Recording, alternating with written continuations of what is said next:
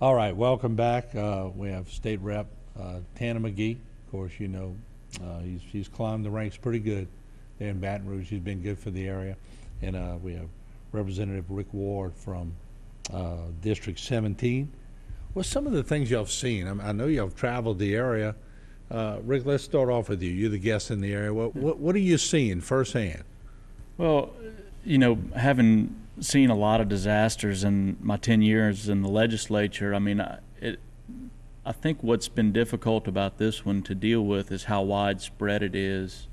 And so I think a priority for me is just trying to make sure that coming from a area that would be considered like an outlying area is really trying to make sure that that we don't lose sight of the outlying areas such as this one. We want to make sure that it gets everything it needs. And so just the overall devastation that it's been unbelievable. It doesn't seem like there's a single structure that was untouched. And so just the effort that's going in to get things back to some sort of function is pretty remarkable at this time. But also I think within that is you see the best rise to the top. I think the work that Representative Magee has done in the last week has been tremendous, not just in his work on the ground, but in his work in bringing attention to the needs of not just his district, but this region as a whole has been tremendous. And so his people, the people he represents, should be extremely proud of their representation. All right, I'm ask him there we go. To keep me online with the mandatory commercial. Let me ask you this, Tana. You've seen a lot of damage where that eye wall went up.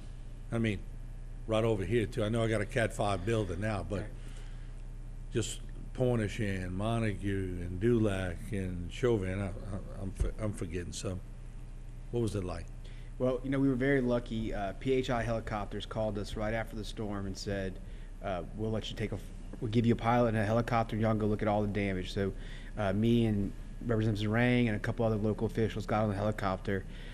It was clear the further south you went, the worse it was. And we'll roll some in while you talk. It was obvious. And then some things that looked fine on the ground, when you got in the air and you saw that like South Terrebonne High School, it didn't look that bad when we first saw it, but when we got in the air, it looked a lot worse. And no roof, huh? No roof, and it looked awful. But then the opposite was true too. We went over Cocodrie and it looked awful. Nothing looked great. But then we got in the car, me and Z drove it later together, and the ground looked so much worse than the helicopter ride did. I think to really get a full understanding of it, you really needed to fly above it, and you needed to drive it up and down. And to me, the hardest impact I saw was Pointe-aux-Chenes, to be honest with you. It was rough. Yeah, we're trying to get some footage up. I'm not sure. Jay, are we having trouble with the roll in some footage?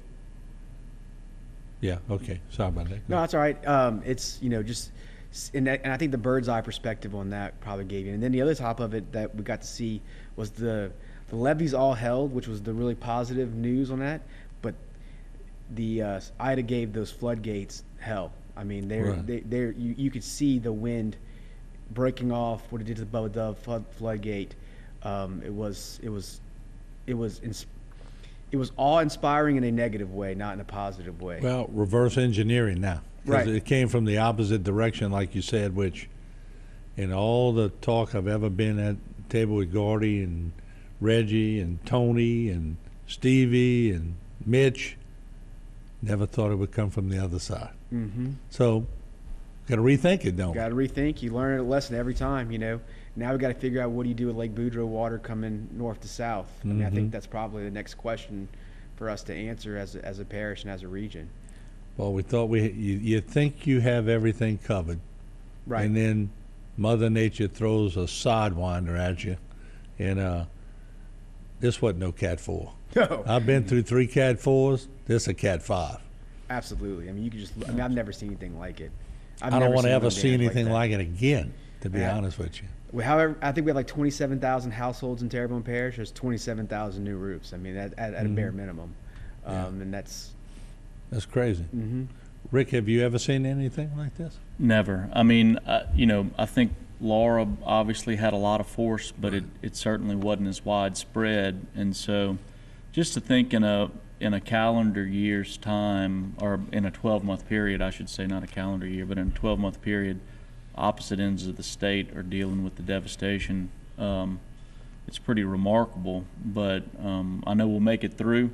One thing that I have a lot of faith in is the teamwork that we do have in the legislature, and how that can kind of spread out, and we all help each other help the areas that have been devastated. So I'm thankful for that. I'm thankful for the teamwork we can put in to help each other support the different regions and get the resources where they need to be, so all of our people can come back and thrive again, because it's going to be a long, hard road. Yeah, no doubt. Jay, can we hold them for one more segment?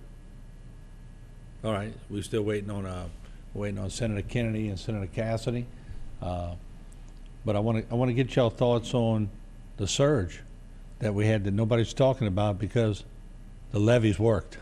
So we'll talk about that in a second. We'll be right back. Don't go away.